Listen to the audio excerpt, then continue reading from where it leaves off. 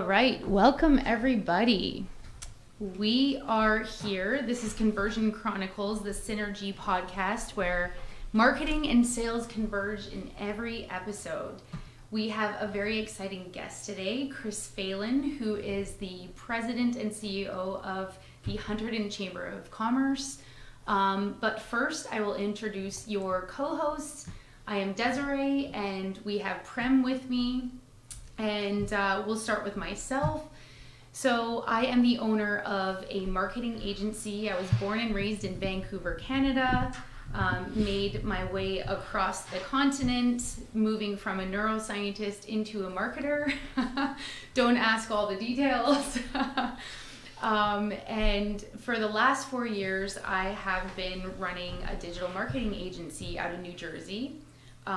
It is a small boutique agency where we are known for the marketing implementation plan, which is a 6-month program. And our most recent service is the Webinar Bee, where we help professionals produce webinars. All you have to do is show up, and we deal with everything else from logistics all the way through to promotions. So I've had about 15 years of experience in marketing in the corporate world before I moved over to owning my own agency. And that is where Prem and I had converged at the Chamber of Commerce, actually. And we have decided, because he has expertise in sales and with my marketing skills, we thought we need to bring this to all of the business owners in our community so that we can share some insights. Thank you, Desiree. That was a wonderful introduction. So as Desiree said, I'm Prem Kumar. I'm the co-host of Conversion Chronicles, and I have over 30 years of experience in life sciences, both in marketing and sales, but I've been doing strategy all my life. As Desiree, I also grew up in Mumbai in India, and swam across a couple of oceans to get here. In 1989 with $250 in my pocket, and I started strategizing from that point on. And for the last 35 years, that's exactly what I've been doing, both on the corporate side as well as personally. I launched Efficace Consulting in 2012.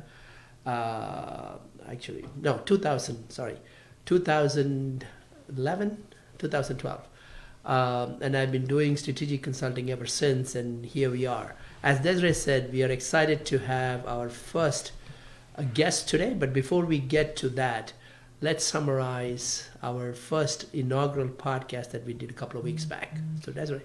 Yeah, so our first podcast, we really talked about the fundamentals of sales and marketing and what those things mean to business owners. We find that there are a lot of gaps when you're looking at departments in no matter how large or small your organization or business is. There are so many gaps between sales and marketing, and we talked a lot about those gaps in our last episode. We also went through sort of the fundamentals that you need to have in every single business in order to be successful, and what those things were. And so today that moves us into learning how to be resourceful as an entrepreneur. Sure.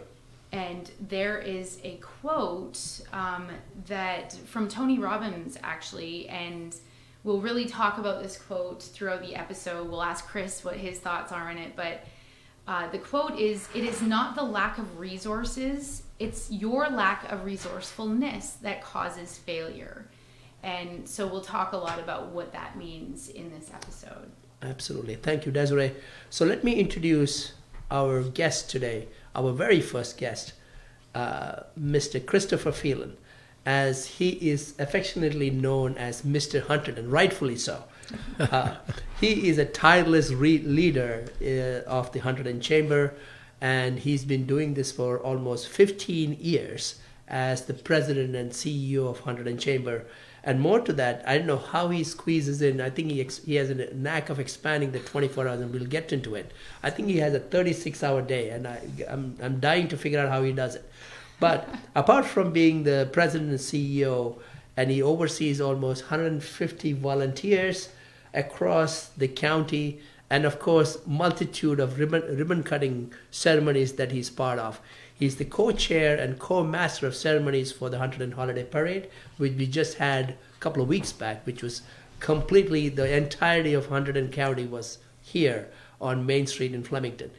On top of that, he's a certified EMT and lifetime member of the Flemington-Raritan First Aid and Rescue Squad. Amazing. He is the emergency management coordinator for Raritan Township, who spent countless hours, especially during Hurricane Ida, if I remember correctly. And until a year ago, he was an active CCD teacher at St. Elizabeth Ann Seton Church in Three Bridges, but now he helps put together the annual FNFEM program and Passion Play. And he also added his to illustrative resume, the cup master to the resume last year. So, Mr. Hunterdon, Chris Phelan, welcome to the first podcast as a guest for Conversion Chronicle. Well, thank you, Prem, and thank you, Desiree. It's an honor to be your first guest, and congratulations on launching the podcast. Excited about the future episodes and the wealth of knowledge and experience you guys are going to share with the business community. That's what our dream and our goal and mission here is the Chamber, to share those resources and information. Absolutely. So what we thought we'll do this. Sure. So thank you, Chris, for those comments. But we're going to do two parts to it. The first half, we're going to talk about his, before he became the CEO president, he was an entrepreneur himself. So we're going to dwell into his experience as an entrepreneur first, and then we'll get into the chamber and the resources that he's created in the last 15 years, which has served the community of businessmen here in the community. So let's get to it. So going back to your childhood and your parents. It's a long time ago, Brett. Well, I know. Instilling the community, the commitment to the community service. How did that fortify and create the personality that you are today? Well, I think, I got to give a lot of credit to my mother and father. I mean, they always set the example, and the family and friends that we were around always were involved in the community. It was really not something you thought about. It's just something you did. So whether you're involved with your church or my youth, with church here in Flemington, or scouts here in Flemington, or, getting involved with activities through high school and all the other opportunities that I did have and very fortunate for, that's just what you did. You gave back where you could and you served where you could. And, I think that is what still is alive in so many of our communities, not only here in, Hunterdon County, but throughout, the state and the country. And, it's one of those things that I think we have a responsibility as well to, pass on from generation to generation. So it all started with just, again, being involved and willing to serve. Right.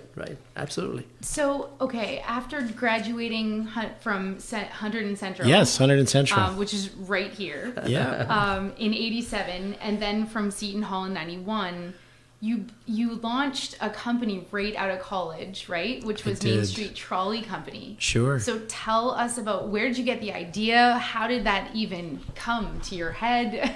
Yeah, I think like any entrepreneur, there's always a spark and a desire. I did not know at the point of my graduation where life would lead me, but I think it was my last year in school. I took a part-time job that was radically different than others, that the other path that I was headed down, and that was working for a local bus company one summer. And it kind of sparked a little bit of a transportation interest in mine. And Ammo Valley Bus Company was that. Jerry Ford, who's actually still in the county and the community, was the owner, and just started driving as a substitute school buses, the link buses, tour buses. Next thing you know, as I was getting ready to go, I said, well, what about starting my own business? And there was an opportunity in my head.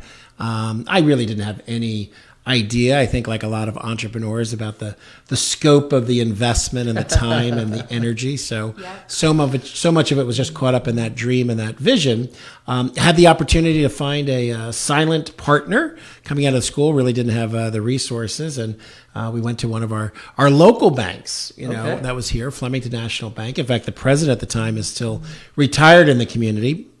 I think the time prior I saw Mr. Fowler was when I was actually working on my personal finance merit badge. But I got to go in and pitch an idea, and again, basically on a handshake and a document, the bank loaned us enough money. At the time, I think it was like $75,000, and I was able to purchased my first trolley. And the vision was back then that, Flemington was still a tourist haven and there was still a lot of tourist activity. And initially started out this trolley amongst the route, amongst the outlet centers. And next thing I know, within a few months, I'm doing special events and still not really sure. I mean, I am running everything. I'm driving the trolley.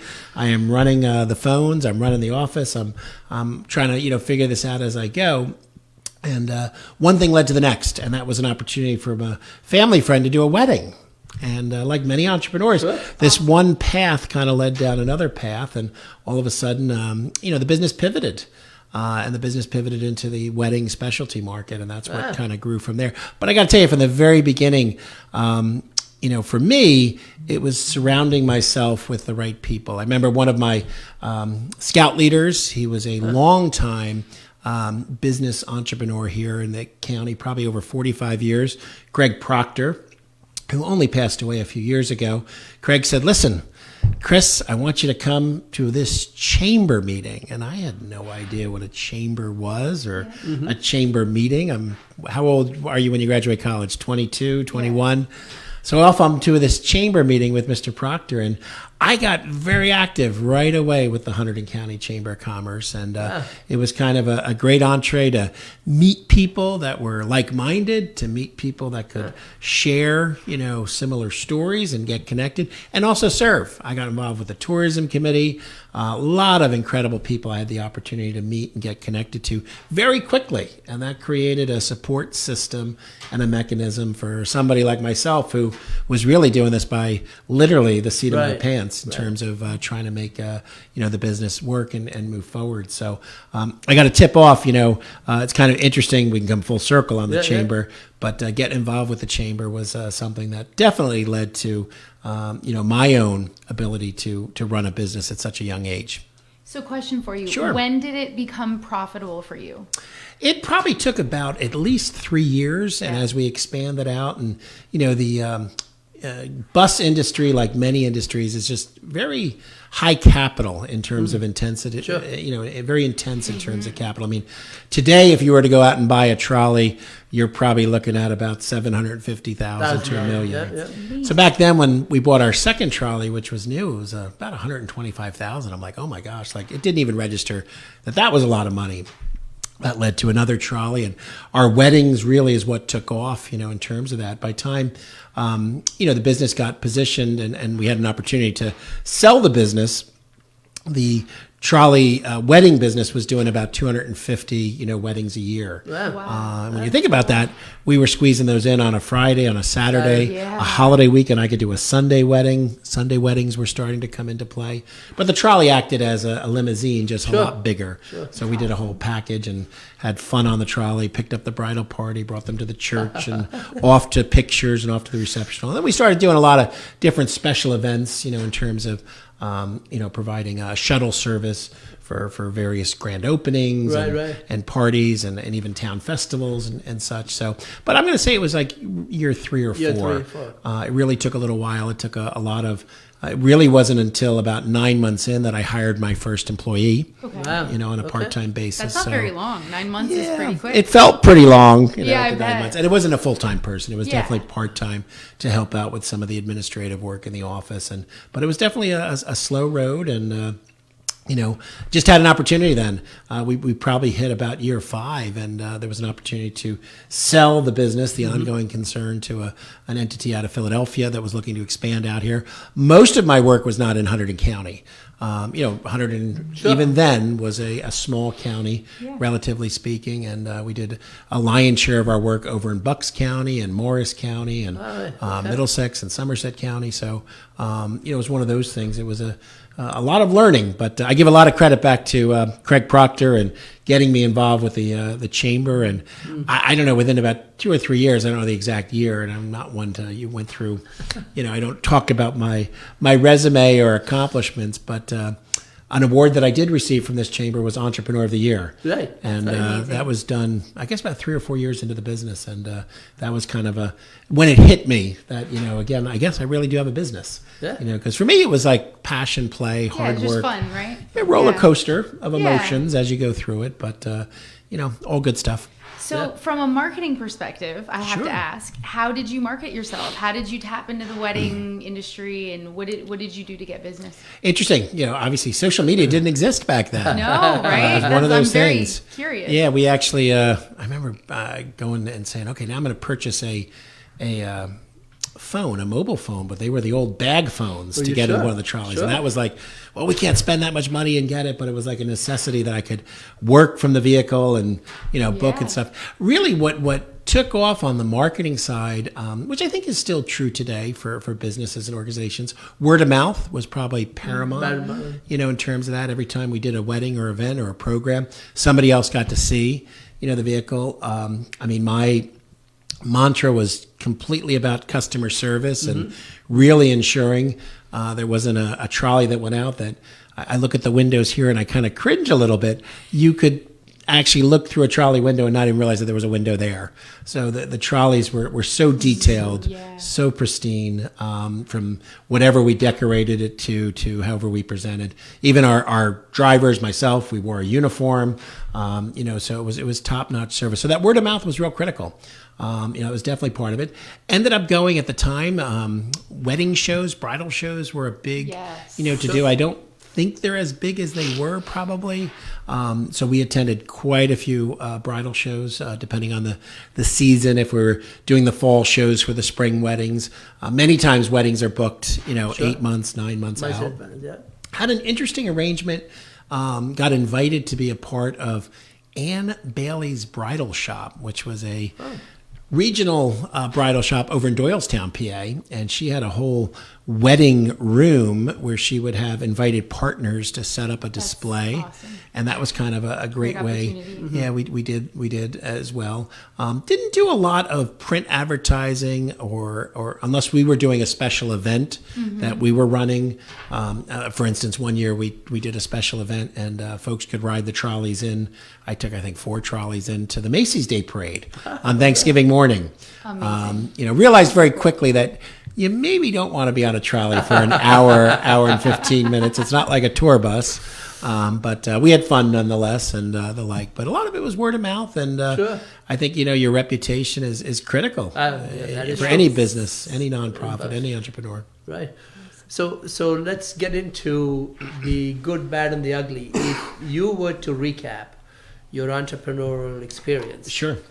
if you were to give advice or suggest what's the good, bad, and the ugly from your experience perspective? Well, I think the good is you surround yourself with people and you do that with an open mind and with no expectations. And take and learn from whatever that is. Right. Indulge yourself in opportunities, like whether it's a chamber or I remember going to courses even up at the county college that were on entrepreneurism and business, wherever you could learn. I couldn't wait. Once a month that would come in, Entrepreneur Magazine. I still get it to this day. I don't read every article, but those articles I read. So that knowledge base is just, real critical to keep yourself connected. Find, the right peer mentors. Right. I eventually developed a network of other operators and other folks in business where I could lean on and they could lean on me, as well. I think I don't know if there was ever an ugly, but you just really have to, I think back in those days, less than much more of a focus coming out of COVID is that work-life balance. Sure. At the end of the day. I mean, I was working 7 days a week and didn't think twice about it. Didn't take a vacation for years, at the end of the day. But that does catch up, with you at that. So trying to find that balance within what you need to do, in terms of that. And I think like so many, businesses and even a nonprofit or myself, is to really never underestimate, the ability to make sure you've got a good relationship with your bank. And you've got a good relationship to lean on, whether you need a line of credit or whether you have other funding sources, because those contingencies are the ones that are going to, sink or swim your business. And I can think about it, all of a sudden, air conditioning unit went down on one of the vehicles, and now I've got a $40,000 expense. What do I do? How do you make that? But having a relationship which we did, with the right garage and the right Right. people. And Right. can we pay it off in 6 months? Okay, Yes. that's a little different than I got to turn over the credit card today Right. and make that expense happen. So, I think that's part of it. It's having that optimism, and keeping that alive. Because if you don't have that optimism and drive, and I think the minute for an entrepreneur when that starts to wane or differ, you got to take a little step back and get that back in check and reevaluate exactly. Sure. So to your point about all the things that you did building your business, if you were to start it all over again, would you do anything different? I would first, I think it was a few months ago, was the $100 billion lottery. Yeah. I'd first win that lottery. Then I'd do a lot of things different. Would I do anything different? I don't know if I would. I mean, there is something looking back on it. And again, as you know, both owning businesses and running organizations, I mean, it's a lot of hours. It's a lot of hard work. Yep. And I think, looking back on that, I'm not sure if I would do anything different. I think one of the things I would, think through, and it's an ongoing issue for, any business or organization is, really understanding your employees. Sure. And, a lot of times when you make those decisions, are you doing it with an objective process? Are you really vetting the right way? Are you bringing others into that process? Because I think once you move beyond yourself and your organization starts to grow, those, folks that become part of your team and staff are so critical, and in an instant can cause, great success or great harm, to the organization. Right. So if there's something, that I look back on, and again, every industry has its nuances, Of course. when all is said and done, looking at that from a perspective, employees would definitely be something I probably would spend more time on, in terms of vetting and ensuring you've got the right match, which is painful, especially when you're trying to get a position filled and Yes. a need kind of met. See, from my perspective with the employee thing, the hard part for me is as I've evolved from being an employee when I was younger to becoming now on the other end of it, I now have a little bit of wisdom to me, so I'm thinking differently than I did 10, 15, 20 years ago. Absolutely. So it's hard for me to be in their shoes because I always think they have the mindset of me, but they don't necessarily, right? They don't necessarily want to be an entrepreneur or own a business one day. Sure. So it's hard for me to remove myself from where I'm standing and be in their shoes. I treat them differently because of that, and I shouldn't. I should really learn what is their perspective and what are they thinking and what do they want. Right, so I agree. I'm having the same issues for sure. Yeah, No, that's definitely communication and understanding everyone's own individual communication style and perspective. And it is hard, I think, as an entrepreneur, as an owner, not to try to hold employees up to the same bar that you set, but you've got to put a perspective on that. And that comes with time and trying to meet that individual where they're at. Absolutely. So it's pretty fascinating. I've met many, and I'm sure Desiree, and of course you being president and CEO of Hunterdon Chamber, you met a lot of entrepreneurs throughout your career. But one thing kind of stands out to something that you stated early on. It was not, you didn't plan, it was something that you wanted to do. You just jumped into it. And as you created a persona about yourself and the customer service that you created, kind of created the avenues for you to grow. And as you said, it pivoted to the bridal, business and the wedding business and it took off.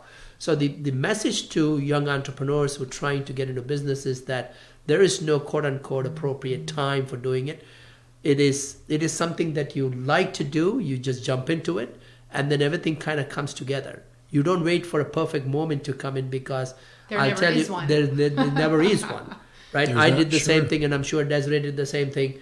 Like I said, I started my career. I had $250 in my pocket and landed in JFK, and I just landing there. You had to do something to sustain yourself. Yeah. So avenues kind of come together, opportunities kind of come together. So that's a take-home lesson for everybody, from an entrepreneur spirit perspective and how you expand the opportunities that you come. But fundamentally, as Chris mentioned, he was very pristine in his setup. He was very focused on customer centric. Yes. He was, the word of mouth, as he said, was the main cause of building the business. That all goes into the character and the honesty and the integrity that you bring in, and the passion that you bring into the business that you're involved in. Right? Definitely. So Chris, switching gears here. Sure. Briefly tell us about how you became the CEO and president of the chamber. Well, it's interesting. It was through my business, which was Main Street Trolley of Hunterdon, that led me down a path of doing some work for a number of years up in Hackettstown with the Hackettstown Chamber of Commerce. They held an annual spring festival, and we've supplied, I think it was 3-4 trolleys that would actually go amongst their various parking spots and provide shuttle. And it was a big event up at Centenary College, and M&M was a big sponsor. Long story short, the individuals, the volunteer leaders, I just became friendly with. And fast forward, I sold the business, and I didn't know what I was going to do. I ended up taking a number of months, probably 6-7 months off in between, and then had the opportunity to say, yeah, what am I going to do? What is my next chapter? I never really thought about it, when all was said and done. It was nice not have to work every Saturday and Sunday all of a sudden, and have that opportunity, because the wedding business is on the weekends and holidays. And ended up having a conversation up there. And that's what led me up to Hackettstown, where initially I went up to Hackettstown and actually ran their Main Street revitalization program for a very short time. And the Chamber of Commerce existed up there as well. And I'm going to say within a matter of maybe 9 months, the gentleman who was running the chamber had left for another position within the community, and the opportunity to go over to the chamber was there. And I was already kind of established up in Hackettstown, and we grew the chamber. The chamber went on to become a county-wide chamber. It was the last county in the state not to have that. So I spent some time up with the Warren County Chamber of Commerce and really enjoyed, working that capacity. It was a different element than being a member as I was here, but I still lived down here and was still connected to the community.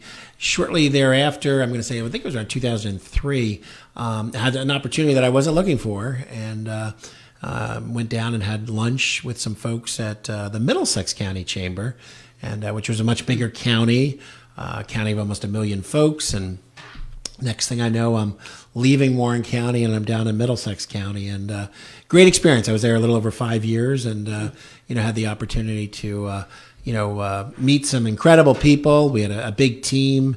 We were based in New Brunswick, and my predecessor here at the Hunterdon County Chamber was getting ready to retire, and this was about a year before retirement. And we were just having breakfast. We had become, again, like that constant theme of keeping relationships and opportunities, sometimes present themselves. Sure. Well, we were just having breakfast, and she had indicated she was thinking about retiring. Would I be interested? I'm like, I don't know. I'm still living here, and I'm going to live and work here. And it's obviously a shift from a very large organization to a much smaller organization. But, all of a sudden, next thing I know, in 2000, and I guess it was 8, here I am. I'm now president of the Hunterdon County Chamber of Commerce, and like Prem said, the 15 years has flown by, in terms of that time. So it was an interesting segue, and also to see, like every industry, chamber, the industry over the last several decades, I'm going to say about 30 years, has changed very dramatically, yet at its core remained kind of the same. So it's been interesting to see that kind of evolution and the like. So that's what got me back here to Hunterdon. And again, I never left the community. I was always commuting to those other, counties. And it was just it's been great opportunity. I have no regrets. And I don't even feel like I've gotten to work yet. It's one of those things. That's awesome. So tell us what the chamber can do for the business community. Yeah, I think at the heart of it, our chamber here, not unlike, so many throughout the state and our neighboring counties, we're kind of founded around the same principles. I mean, we were founded in 1916. Our mission has not wavered. If you go back and if you'd like to see it, it's up in our front boardroom. Sure. We have the original minutes from that very first meeting on January 28th that survived a horrific fire we had about 12 years ago. And those handwritten minutes kind of talk about at the heart of the mission. And that really is what I say to folks when they're thinking about the chamber. Sure, I can give you a million tangible takeaways that you may or may not avail yourself of. You may or may not hit, the big account, that you're looking for to grow your business, or the big relationship. But that's really secondary. It's probably even third or fourth or maybe even farther down on the list. Our mission as a chamber is to advocate on behalf of the business community to ensure that we have a strong economic framework to work within our community here. We need to have those opportunities and remove those barriers to anyone's success. No matter if you're an individual entrepreneur, a mid-sized company, or a large company, to make sure that the county's economic climate is strong and there's an opportunity to grow. And that intersects with so many sectors, within the community. And when you look at communities, and we've got lots of examples, and I don't want to name any community, we can all think of those communities that have really hit, and counties and regions that have hit really hard times. And that just didn't happen by happen chance. Sure. It's one of those things. There's a lot of variables that go into local, regional economies. But at the core of those successful counties and those successful communities, there are organizations like active chambers of commerce that bring together partnerships, sure, that solidify relationships, that address issues and advocate on behalf of the business community. And the benefit is there. I mean, we have 500, member organizations, which represent about 15,000 full-time employees here in the county. But we've got about 4,000 businesses. So what about those other 3,500 businesses? Well, they're benefiting, obviously from the work of the chamber, and that's all good, and fine.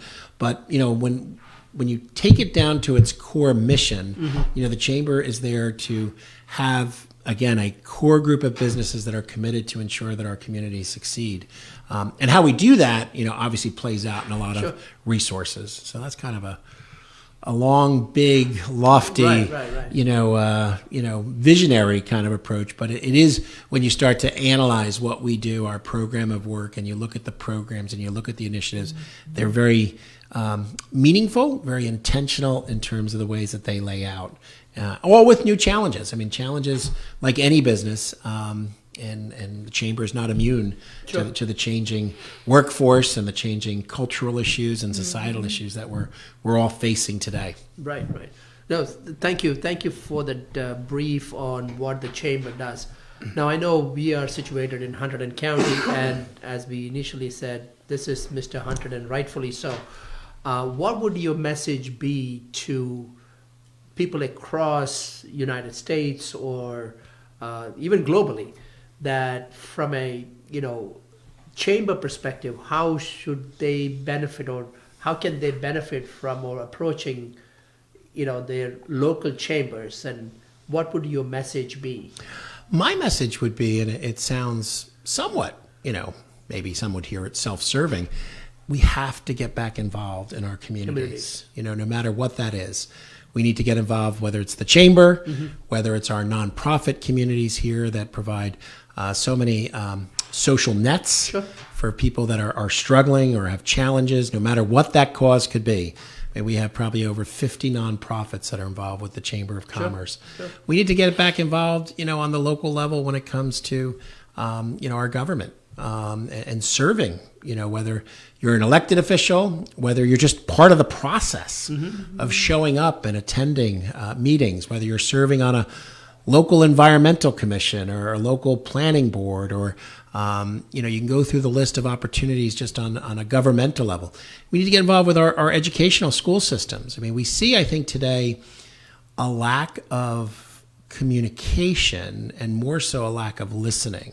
And we obviously on a national, state, we could spend a whole show talking about the polarization, of our communities. But until we take that back, until the group that has been silent, which I think is the fair majority of folks, whether it's here in our county and our communities, until we start to take back, that conversation and show up at the table and participate actively, it can be challenging. And I know from a chamber perspective, talking to my colleagues, whether it's here in the state, we have regular, meetings and occurrences. I was at our national meeting in Salt Lake City, Utah this past August, which brought together chambers from not only all over the country, from rural communities, from the east, the south, the west, but also international representation. Oh, wow. Okay. And there is a commonality of engagement. Engagement brings success to communities. And if folks are willing to step up in whatever capacity and get involved, good things will come. They're not going to necessarily come right away. Right away, Yeah. of course. But you will build relationships. You will build an opportunity to have a network that you can lean on. If folks know your intentions are first to give to what that cause would be. And I know, chambers, and this was in a meeting yesterday, not just for chambers, but it came up, and I've got to grab the article. It was apparently in the Washington Post yesterday, talking nationally about the ongoing downturn since COVID of volunteerism. I see. Okay. Yep. And the minute we allow volunteerism to fade off, at the end of the day, we are going to continue to see this slide on so many issues and challenges that our communities face. That's true. So I know my very first year of business, you actually accepted me, 2019, right around the holiday period. And the very first thing I did was I went to the holiday party. You had invited me. Okay. It was at Stanton Ridge, sure. Stanton Ridge, where it was this year. Yep. And I believe I just from networking at that one event where I was getting to know everybody, I got 2 new customers. I also joined a little group where we would go out for breakfast like once a month, and with a few other business owners, got some more business that way. So the chamber really opened up my business with new business. And for me, it was all about the relationship building, like you're saying. That's the main thing. And with those relationships comes business naturally. But Chris, tell us a little bit more about, if there's business owners that are listening here, how they can become involved in the chamber, kind of like our Chamber Connect meeting, which is coming up right after this podcast. Like, what other things can people be involved in? I think, Prem, you mentioned it earlier on the intro. Actually, when we did our volunteer appreciation event this past summer, we actually sent up almost 300 invitations to active volunteers that are serving on 20 plus committees. So you've got committee opportunities, and that could be standing committees, such as a few weeks ago, our advocacy committee, our business and government committee is open to members to be a part of. We've got about 20 folks on that committee. Each month they are looking at issues that are happening in Trenton, that are happening locally, taking positions on those issues, trying to educate themselves on those issues. That might lead to a resource through a workshop and a seminar to talk about, like we had here last week at the Center for Business Entrepreneurship, a program on employment law. One of our local law firms shared with the attendees the latest information on employee leaves and tardiness, and how to deal with issues, in terms of your staff and employees. Definitely opportunities just to purely network. I know network goes through a cycle. It's a good word. It's a bad word. I like it. I don't like it. It's a great word. At the end of the day, if you're going to survive in business, and I get it, if you're working internationally or nationally, you still have a network. At the end of the day, your network might not be locally here in Hunterdon, but those networking opportunities are here tomorrow morning. Beyond Chamber Connects, which is happening in about a half hour here. That's a bi-monthly program both of you are part of. Folks come in and they share routinely, the opportunities for leads and opportunities for introductions. Tomorrow morning is Good Morning Hunterdon. We've got an open program, and all of these programs are open to non-members to come out and visit. But Good Morning Hunterdon is a little structured networking for about an hour and 15 minutes. Right. We've got, you mentioned the holiday party. Great turnout, again, last week for the Hunterdon holiday party. So we've got numerous opportunities each month to kind of tap in and build those relationships. A lot of other resources, too, which I can share. Absolutely. Yes, please. The vision as we sit here in this studio, about 6 years ago was to create a center for business and entrepreneurship, Okay. a place and a space. And COVID has shifted us into that hybrid space. And it wasn't just about the brick and mortar, but really to provide some real tangible resources to businesses that would augment and not duplicate what's out there. And obviously today, post-COVID, there are so many educational workshops and seminars. But I got to tell you, when you sit here with a local attorney and you have the opportunity to meet that person and have a 10-minute offline conversation before, after, and a follow-up, very different than sitting in a seminar or a Sure. webinar. So each has its role, each has a purpose, each has a positive outcome. But the center was very excited this past year. In June, we launched a partnership with SCORE. SCORE is the core of retired execs, part of the SBA.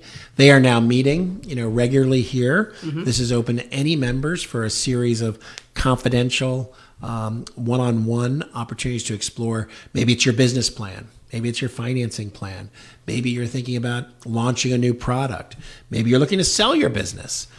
They can cover through their group of retired experts so many topics. You name it, you can get matched up, and you can get some a real sounding board, some real objective opportunity to kind of hear. We're rolling out in 2024 some expanded services, as well around technical assistance and the like, and some very other exciting programs. We were very fortunate. The County of Hunterdon partnered with us through a American Rescues grant earlier this year, and that's provided a wealth of resources that are going to now really be rolling out from programs specifically designed for entrepreneurs. We're going to be doing an entrepreneurial boot camp series. We're going to be doing an industry cohort series where you'll be able to share resources and kind of a facilitated conversation on an ongoing basis. Some real exciting things that are on the horizon. So again, it's like drinking water from a fire hose. It's Yeah, it really is. there's a lot of layers. Sure. Do you want to talk something about, I know you launched the Leadership Hunterdon a few years ago, which now I've been, the privilege to be part of that this year. Do you want to talk a little bit more about what that is? And Sure, definitely. I mean, I think Prem, you are part of the 12th class of Leadership Hunterdon. So when we looked at this probably 14 years ago, some of those issues that I talked about, we saw the stress cracks. We go through, like all businesses should, every 2 to 3 years, a strategic planning process. We just kicked off our strategic planning process yesterday morning here at the Chamber with our executive committee. And that will continue into the early part of 2024. But back, 14 years ago, in conversations with our stakeholders and business community and other sectors, we saw the stress cracks. We saw that nonprofit boards were not getting, the ability to recruit folks to serve on boards. We saw the challenges that employers were having in terms of leadership skills and coming up through the ranks. We saw and heard, the challenges that, school board elections. I'll give an example. Many times still today, there'll be open seats that aren't filled throughout the county. So we took an analysis out of that and looked around the country and around the state and said, well, how could the chamber look to help and contribute? And thenceforward was, the birth of Leadership Hunterdon, whose mission is really to become a catalyst to strengthen individuals, strengthen our communities through service beyond the time that folks spend with us in the county and contribute back, in so many ways to not just the community, but also to the chamber, at the end of the day. So we bring together a cohort of 8 to 10 individuals, which you're a part of our current class that joins us every September, and that runs through June, so about a 9-month program. It is a commitment on behalf of whether it's an individual who owns a business or whether it's organizations that have picked a candidate to be part of it. We've got folks at the beginning of their career, mid-career, end of the career. We've had retired folks, all different size and types of businesses and nonprofits, and that adds to the diversity of the experience. But there's a leadership curriculum that is part of the program over the 9 months. And then literally over those 9 months, each month we are meeting with different sectors, within the county and the real leadership behind those sectors. So actually, Prem, unfortunately, but I hope you had a good time at the wedding. Yes, I did. A good one. Prem couldn't be with us. He was out of state at a wedding on Friday, but Friday's day was around entrepreneurship. So we met some very diverse entrepreneurs. Do you take field trips? We take field trips. So we were out to meet with Dave and Allie Norton, who decided during the pandemic to open a retail business and that little giant industry changer known as Amazon. And not only did that one business launch in 2021, I just did the ribbon cutting for their second retail location. Amazing. So, when you look at the odds and you look at entrepreneurs, there is always that notion that they are not risk averse. Right. At the end of the day. So we get to meet with other folks. I mean, we met with Friday DJ Wright, who owns a funeral home, and people don't really think of a funeral home as a business necessarily. So it is. Yeah, when you get to the other side of the curtain and you start to see and hear. So it was really interesting. We also went over to Chick-fil-A, which is a whole interesting kind of business model. Yeah. And Ryan Reap, the owner of that, opened his doors, and unfortunately, we'll get you in, but you got to see behind the scenes also. And we had a good lunch. We had a good lunch. There you go. There as well. So yeah, Leadership Hunterdon opens up a lot of doors for individuals. We've had about an 80% placement on our alumni post-graduation, involved with nonprofit boards and community. We've had folks that have run for office. We had someone 2 years ago decide to ignite their educational career out of this and they're working on their doctorate right now. I can think back, Carolyn Scott was so inspired. She ran for Frenchtown Borough Council, was on it for two terms. So again, when you look at the real, tangibles that come out of that, but you really got to talk to the individuals and you see, what the impact has been on them and their lives and absolutely. their organizations. Yeah. Yes, and so as I said, I've been part of this class which started in September, and I have to say so far the experience has been awesome because not only you get to meet some of the business owners in the community, but also come to know what kind of entails the legislation part of it, the government part of it.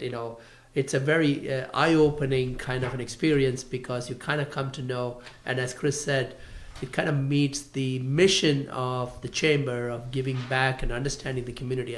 So far I've had a fantastic experience. I know I missed the family obligation, but I hope to continue to reap benefits out of this program for the rest of the city. But that's an excellent program that you outlined. A quick question from a perspective. I know you've been here for the last 15 years and have done numerous projects that has literally benefited the community at large in Hunterdon. Can you talk about one such program that kind of defined the mission and something that's your favorite so far that you've done? Oh, my favorite. That's a tough one. Not to put you on the spot. Yeah, I know. Well, I think one of the programs and projects that's definitely now at the ground floor level, and we saw a refocus coming out this year is our Center for Business and Entrepreneurship. I mean, here we are. Again, when I first arrived, it really wasn't about the chamber having beautiful offices and having a space. I mean, we were up in Clinton, we ended up at Liberty Village, we ended up having a fire, we ended up at the CenturyLink building, and we ultimately looked at a project that was going to breathe kind of a new chapter into the chamber and the business community, and that was our center. So I really feel this project here is at its ground floor. Mm-hmm. We're very excited. In January, we'll be hiring our first executive director to run the center, and again, through the support of the business community and the support and the partnership with the county. We're very excited about that, opportunity. The center, its ultimate goal and vision is to be known as a regional go-to through its partnerships and collaborations and programs. I mentioned the entrepreneurial programs that we're going to be launching in 2024, one of which, and I'd love to come back and kind of share because we're going to be working very hard first quarter on this, is an alignment with a national entity called Co-Starters. Huh.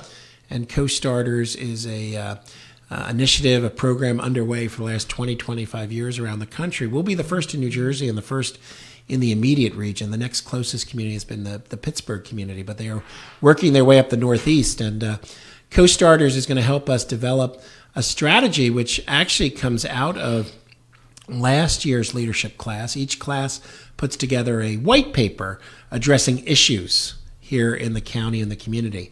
Last year's class looked at how do we strengthen an entrepreneurial ecosystem.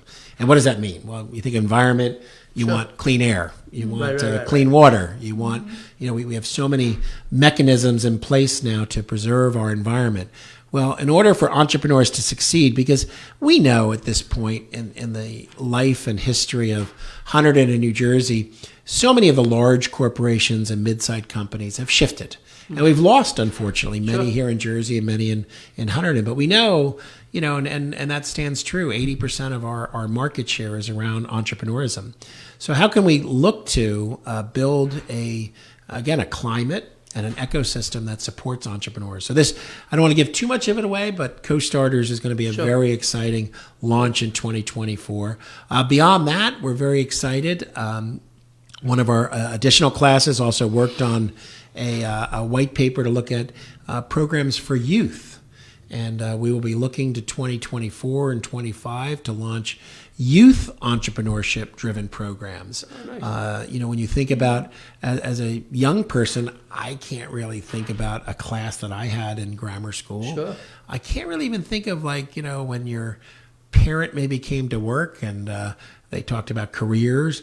Like, who talks about the career of owning a business? Yeah, no one. So, we want to see kind of a shift on that. So we've got some exciting programs both on the K through 8 level and then in partnership with our high schools here in the county, launching some youth entrepreneurship, and leadership programs. So some very exciting things that I think are on the horizon. And we're always looking. We're always looking to hear from the business community. What are the needs? We're going to be hosting in January our second outreach to the Latino community. We've done a few bilingual programs here. We know that's an emerging market for employers, employees, and entrepreneurs. And the needs of the Latino community are slightly different. They're very similar, but slightly different in how we deliver that and provide opportunities. We've seen a population shift here for the last 10 years. There'll be some other minority-driven programs that we're looking to reach out to and partner and collaborate. I've had some great conversations with a good friend, John Harmon, who's the president of the African American Chamber of Commerce here in Jersey. We want to work with them. We want to work with the New Jersey Pride Chamber. So there's a lot of other opportunities here to expand out. So I think the center, beyond the four walls of the chamber, opens up and expands a lot of opportunities for all businesses here in the county. Absolutely. You have any questions, thoughts? Really, just how can people, join the chamber? How can they contact you or, Sure. the chamber in general? Couple quick ways. You can always call us here at the chamber, where you can Google our number, but it's 908-782 908-78. Look at that. I'm drawing a blank there. 908-782-7115. Okay. So that's our main number. I talk too much, I think. No, you're good. And then you can email us, info@hunterdon-chamber.org. So there's another opportunity there. You can stop by. We're very accessible. Distinctly Monday through Friday, we're here. Come out to a program. Check out the Chamber's website, hunterdon-chamber.org. This Thursday, we've got a program in the morning. It's an open program, kind of an open house to learn a little bit more. It's an orientation program.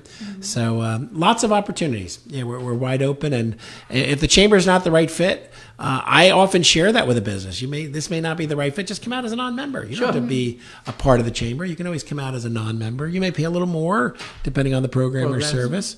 But the chamber's got to be a right fit, like any business, any organization. It's got to be a mutually beneficial opportunity. Yeah, this was. I can't believe that 1 hour passed just like that. We could keep but going I can't all day. I have one final question. Sure. For you. This is pretty intriguing to me.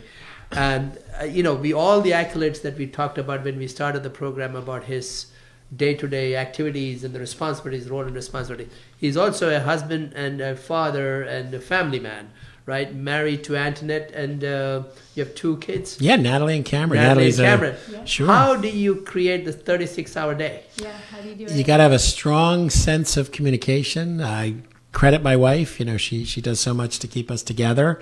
You got to commit to priorities, and you Right. can't do everything. I get that, but you got to have strong people you can delegate to and be a part of. I love that quote, the Tony Robbins quote. Yes. Yes. Can you share that again? Because Yes. Yes. that I think ties into my final thoughts. Yes, absolutely. Yeah, so it is not the lack of resources, it's your lack of resourcefulness that causes failure. So I think that's spot on. I mean, I actually had the opportunity to hear Tony Robbins in person years ago, and he's quite the It's quite a, charismatic, dynamic speaker. Obviously, phenomenally successful. But how resourceful can you be?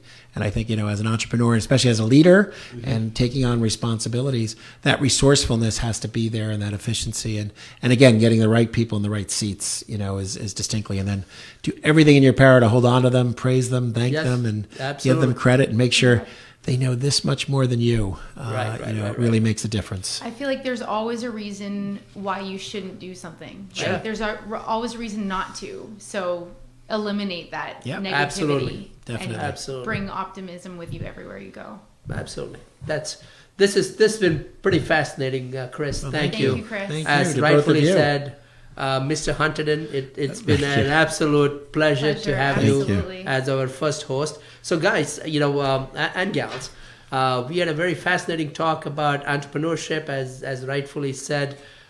You go with your passion, go work hard on it, and you don't have to wait for the right time to do what you want to do. Go for it. So, some thought-provoking takeaways from today's issues. On a scale of 1 to 10, where do you think your strategic plan is? Right? That's a question that you want to look up and answer yourself. And also from an execution perspective, because our whole idea of this podcast is to bring synergy between marketing and sales. Yes, you can write everything on a piece of paper and strategize, but on a scale of 1 to 10, figure out what is your number from an execution perspective and how good are you at executing whatever the strategy that your plans are. Because I can tell you from experience, if the strategy doesn't meet the execution and there's a lot of gaps, you will not Meet your goals. meet your goals. And that kind of dovetails into other challenges that entrepreneurs face. So something to think about. Evaluate the progress of your business, what mechanism you have in place to evaluate your progress, and what resources. The whole episode here was about being resourceful, and not the lack of resources, but how resourceful you can get into being creative and being successful in your business. So One other thing, just for the sake of, we are at the end of the year, giving back for the holidays. How can you give back to the community as a business as well? absolutely. One thing that we do at Clarent is every year we give away a free website to a business owner. So we get them to fill out an application. Our whole team assesses which business should be the winner, and then we will build a website for free for them. And we'll also publicize this on social media and stuff. So not only is it good for publicity for you, but it's also good for giving back and helping other business owners. So, Absolutely. what are you going to do as a listener, as a business owner for the community? This is a great time to do, as Chris mentioned, you have to be part of the community. You have to give back to the community to do good Yeah. within the business. So just a quick preview into the next episode. Since it's the last episode for 2023, Desiree and myself are going to talk about our experiences of entrepreneurship and talk about some of the good, bad, and the ugly that we encountered. And that will be a concluding episode for 2023. And we're going to get more guests in 2024 lined up for an exciting series of that. You want to talk about the call to action? Yeah, absolutely. So make sure you watch us live on Facebook. Watch or listen on Facebook Live if you ever want to listen, in real time. We are also on Spotify right now, so you can find our podcasts on that. Remember, Conversion Chronicles. Our website is conversionchronicle.com without the S at the end, because we could not get the .com with the S on the end. And make sure you share this with your colleagues, your friends, and your family, whoever you think could get any, insights. And this is a resource for you as business owners. You can also join our mailing list, and that is when you go onto our website, you have an opportunity to join the mailing list for upcoming episodes. And we want to thank everybody for being here for our second episode, and tune in next time for more. Absolutely. Thank you again. Thank you, Chris. Thank you. And thank you, Desiree, yes. for this very enlightening episode. Have a wonderful holiday season. Thank you very Thank much. you.